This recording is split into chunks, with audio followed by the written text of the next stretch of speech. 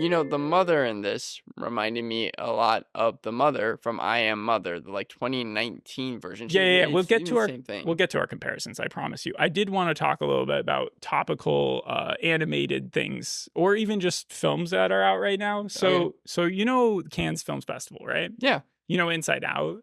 Yeah. All right. So Furiosa just came out too, right? Furiosa came out a couple weeks ago. It bombed. It didn't do very well. Yeah, even though the movie wasn't that bad. Anya Taylor-Joy did a good job. Chris Hemsworth did a good job. Do you know how long the standing ovation was for it at Cannes? Oh, they can go really long. They can go pretty long. I'm gonna guess 25 minutes. Holy shit, that's longer than any has ever gotten. I'll tell you right now, the longest standing ovation ever for Cannes is 22 minutes. Okay. So fine, 15 minutes? 7. Jesus, your guesses are huge. People have to stand up and clap for this. You have to understand that. That's longer than a Broadway production. People also can boo at it. Yeah. But do you think same time? You think some people are standing and clapping? No, and the that's other happened ones are with booing? Mother. With Mother, the Jennifer Lawrence movie, people applauded it and booed it at the same time at the Cannes Film Festival. The same people though? Were some It was in the same audience. No, it wasn't the same. They threw the tomato and then started clapping, or clapping while they were throwing the tomato. Inside Out, the first one or the second one, got 8 minutes as a standing ovation. I'll go with the second one. No, it was the first one. It was the first one? I couldn't find the information on the second one. I don't think that they probably didn't air it there. Maybe not. Because I think Inside Out was a test, and then Inside Out 2 came out. Is Cannes where they put test films? That seems odd. Yeah, I mean, that's where they sometimes try to get distributors. It's a film festival. That's usually what the films try to do. Okay, and so for the longest clap, okay, do you know it offhand, or should I give you 3 different? Give me 3 different. I think I'll be able to get. Okay, there's the Goofy movie. No, I'm kidding. Mud, the Matthew McConaughey movie, Pan's Labyrinth, the Guillermo del Toro movie, right. And Elvis. Oh, those all came out during 10 years in between each other. Yeah, they all had long standing ovations. I'm gonna go because I think I've heard it before with Pan's Labyrinth. I think it was that one, right? That's your final answer? Yes. Okay. Pan's Labyrinth it was. Yes. Yeah. Congratulations. You got it. I was a little surprised when I saw Elvis up there. But yeah. Elvis is one of the highest most amount of time. For sure. He has left the building though. But they are making a sequel to his film. The reason I say that is because... They're making a sequel? No. They're making another Elvis film or something. But why I say that is this first episode of Wondla is called Doors. And I found that to be the least interesting fact about the thing. He's left the building. He's left the door, So the first episode's called Doors. I think it's chapter 17 of the books, which I have not read. But this is based on the first book. The series is based on the first book, The Search for Wondla, written by who?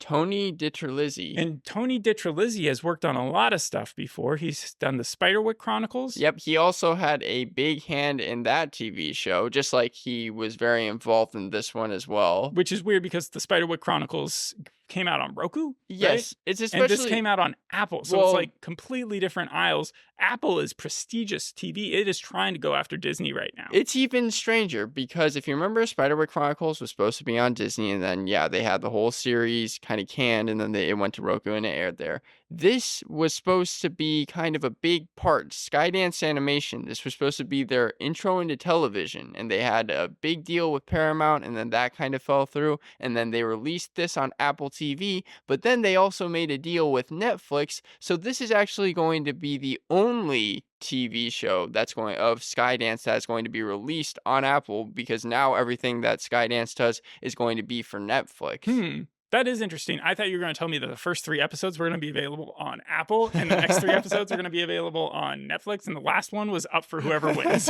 Yeah. No, so all 7 episodes are available right now on Apple, which is also very strange. Usually they go week by week, and you can only watch 1 at a time or 2. And so I watched the first episode. You watched it with me. Yes. And it follows a young girl named Eva 9, who, if you're just reading the book, you'd probably pronounce it Eva, because it's EVA, who has been raised underground in a sanctuary by a robot named Mother, but Mother stands for Multi-Utility Task Help Robot. And so she is not trying to pretend to be human. She's not trying to raise her daughter to think that she is part of a family. Another thing about Mother is that it's voiced by Terry Hatcher, who actually voiced the audiobooks Yeah. when she No, was Mother's reading them. voice was great, I think. Like, it fit her character. Who didn't fit her character was Eva. I felt like that was Grady, the Well, child actor. yeah, No okay. offense, but, like, that was not my first I choice. mean, as it's probably known to you, there is a different actor between young Eva and just regular Yeah, we see Eva. her from the age of 6 all the way to 16, Yeah. and so I'm assuming the age from 6 to 12 was all one, and then 16 is the 30-some-year-old lady. Yes. Yeah. Janine Mason, who is the main star of Roswell, New Mexico, that's the person who voices Eva. Okay, yeah, so Tony DiTerlizzi, he makes this deal with Skydance, and then Skydance makes the deal with Netflix or whatever. So what it was, yeah. Yeah, I just wanted to point out that he himself is also an artist and illustrator. So when you read the book, it's also spliced in with a ton of his own artwork, which looks really cool. And so I was expecting Apple to take that and run with it. But in the first episode, and in the first episode only, because I think it'll get better from here since they've opened the world up, but it was not that astonishing. It looked like it was the level of something you'd see maybe on, what was that puppy show that every kid likes? Paw Patrol? Paw Patrol. Yeah, it looked like Paw Patrol type of stuff. I agree with you. The animation I thought was, and also it just being contained in kind of that one room or Yeah. underground was bad. But they did have Micah Gannell. That is someone who directed the first episode. He's also had a hand in this as well as other TV shows. But he's a comic book artist, Yeah, so but he kind of has the same thing. I do. this was so Tolkien. It was so not Tolkien like J.R.R. Tolkien. Sorry, J.R.R. Tolkien. Yeah, but like it was cliche. It was so we've seen the story so many times, and that gets us into the comparisons. But when you're influenced by people like Tolkien and like C.S. Lewis and Norman Rockwell, like, Yeah. and you've designed for Dungeons and Dragons, Tony DiTerlizzi, and for Magic the Gathering cards and stuff like that, you think that this guy would be a creative monster, a creative force. You would see Spider-Man into the Spider-Verse type of animation style happening. Instead, you get this. From what I understand, because Tony DiTerlizzi wanted to make sure that he understood that he was very involved in the series, I think he was more involved in the story. He didn't want to differentiate too much. There was obviously going to be differences, but I think that's when he's talking about how much he was working on it. What he was most, that was kind of what his focus was on, not the look of it. The first episode did tone down because I did read a little bit of the book, but it did tone down the opening where in the book she's about to die because she's in a simulation, and we learn through her own backflashes the storytelling of how she's lived in this environment her whole life, sort of like in Fallout where Lucy explains all her prior creativity and learning up until she had grown into an adult. But but with this show, it kind of starts you off at her being a 6-year-old, and it takes a while till she's finally 16, and then and then she naively lets in a monster who then breaks into her homeland or her home, and then she has to escape out into the what remains of Earth. The way she found that door that led to the monster coming in, I thought It's very was kind convenient. of, yeah, well, it was very lazy too. I mean, like she spent how many years in that room and Right. suddenly out of nowhere, she's just able to find the door. In the books, it's different. I mean, she's 6 years old. She finds this hidden chamber when she's playing hide and seek with Mother. She does play hide and seek with Mother in the TV show, but she doesn't find anything other than the big door. But like she finds a secret room, and as she gets older, she starts to realize that there might be something behind it. And so that's how she gets to where she goes, as opposed to turning 16, being freaked out because she's about to take a test, and then finding, yeah, the one chamber that'll let her out. The other comparisons, though, you want to get into that?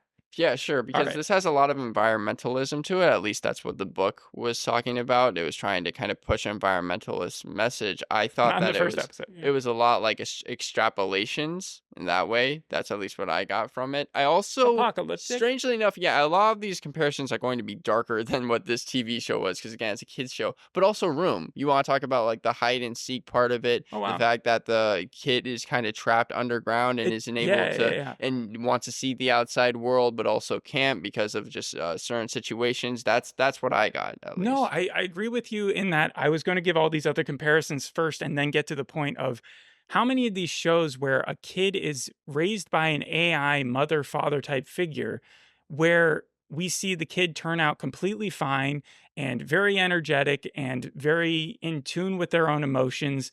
how is that even possible? If a kid is left to their own devices and isn't taught certain things or given like a social culture, by the time they're 5, 6, like it's really, really bad for them, and they're never really able to recover for it. That's I what mean, we've seen. it's developmental stages. Yes, and so, like, I'm waiting for there to be a true reflection of, like, a really stunted kid who walks out of these environments just like Rain Man, basically, not knowing how to really communicate with anybody. Well, with Rain Man, you always need like a Tom Cruise character. Like you can't go for a protagonist who's just completely Oh, no, I crazy wasn't and doesn't I have said like Rain a Man just in the sense that you don't if you don't learn to be social with anyone but, like, one person, then you're never going to, like, learn that later on in yeah. life. So, yeah, the other comparisons I had was I Am Mother, like you were talking about, the Yes. Netflix movie where they literally have this is the movie's plot, a teenage girl who's known as Daughter, raised in a highly secure underground bunker, just like Eva, by a robot named Mother. The robot's designed to repopulate Earth after the extinction event.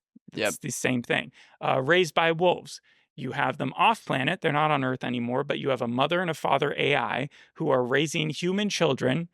Campion, right? Yeah. Was the kid's name? It wasn't a girl, but it was a guy. And they're on this distant planet away from Earth, trying to then repopulate when these other kids show up. Fallout.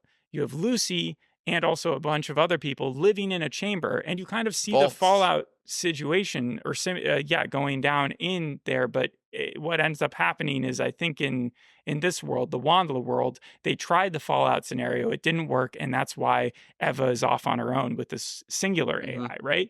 But yeah, Lucy goes off on her own adventure by the end of the first episode, just like Eva does. There's one that I'm waiting for you to say because I think you have it in your comparisons. I'm running out of them. It just feels like there's a lot of reoccurring themes of artificial parenthood and science fiction that just it's almost too closely related. All of those are almost too similar. And I feel like the standouts for this year are really going to be Baby Reindeer, Phantasmas, the shows that don't have too many comparisons to them, not these ones where they could be linked to anything else. I think Shogun you could probably put on there as well. I disagree. But but I thought you were going to mention Silo. Now I know that that again is a lot darker and that's dealing with multiple levels, I think underground, right? But you have the same type of like she has to learn the life or adapt to that life unlike kids usually do. Well, I would relate it to extrapolations because that would be a very far extrapolation from the same story. But yes, if the main character in Silo is, if you're looking at her as just a girl and eventually she is trying to Well, get because out. she has to leave. She has to leave the Yeah, and is on the surface by the end of the first there's just so episode much like this, good right? drama in that show. There's so much more to it. Fallout let me down over time because it did kind of simplify itself. Silo, the opposite. It just got more and more complicated, and it left you guessing. This, it feels like it's on a very direct path. She's going to meet some people or some aliens and have some fun. But all we see in this first episode is her being raised, being told a certain thing, learning that everything is a lie. The mom literally having one line where she's like, I can explain, but not getting the time to, Yeah. and then having that giant thing with laser gun chasing her. I mean, the laser gun part was the most interesting, but I felt like the first 15 minutes were just so slow, even for a kid show. I don't think that they'd be able to really get into It anything like it felt that. like it was geared for people younger than even like regular kids. Like it wouldn't be a 10-year-old might get bored, a 12-year-old might get Right. bored with this show. It was more like for a 5-year-old. So maybe as a family unit, you could watch something like this and enjoy it. I know that But they did age up Ava in the series than in the book. In the book, she's 12 years old. In the series, she's 16. and yeah, I complained about the voice because it didn't match the character, but I could also complain about the visuals of the actual character. She didn't look all that like this looks like stuff that we could have done in 2010. This Yeah. doesn't look like an Apple trying to fight Disney thing. There were no sharp corners, so obviously it's been sort of Disney-fied in its way. And the trailer looked kind of interesting, but this first episode, I gotta say, I'm giving it a 5 out of 10. It's very average. I think that it could get better later on once we actually see her at the surface. I agree with you, and I'm sad that the voices didn't match because what they did was they had over 250 recording Oh sessions for God. the TV series, and they didn't even look at faces. What they did was they had the character designs, and then they just heard voices, and they were like, "This Why? is." Were they this is the trying to? best Why are way you to do trying it. to reinvent the formula, which has been perfected at this point? Well, It's I like you think no, don't. I think it's kind of clever to not look at the face.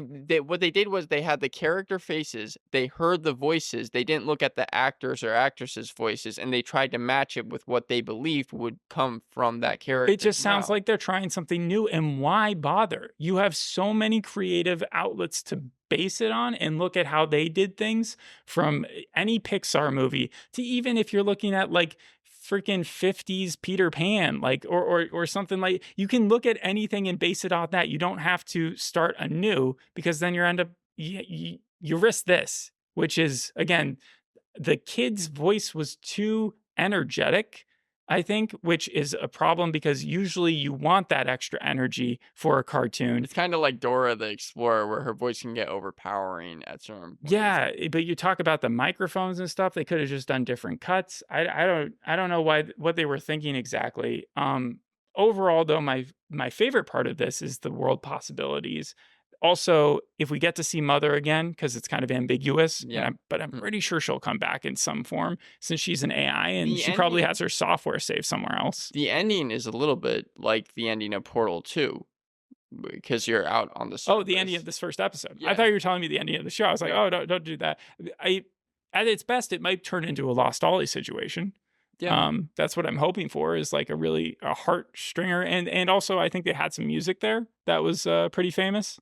Yeah, but the thing is that I think that this is going to be a work in progress with Skydance Animation, because the studio was found in 2017, but took years to come out with its first project. Again, they had Paramount Pictures set to distribute 2 films from them, and then it took until 2019 till those feature films were actually titled something and greenlit, called Split and Luck. And then they signed directors of successful animated films like Shrek and Kung Fu Panda, and it seemed like the studio Well, was Shrek and finally Kung Fu Panda are the two big ones that they have, also right? got, yeah, but they also got other directors. Like, it seemed like they were really setting up a coalition that was going to be pretty good, but then they signed a controversial CCO, John Lasseter, as the head of animation. This was a very controversial move. They even had people drop out of the films because they didn't want to be working with that person or have that person be the head of the thing. Mhm. And then Wondla, again, it took a lot of time before they finally were able to find Apple TV,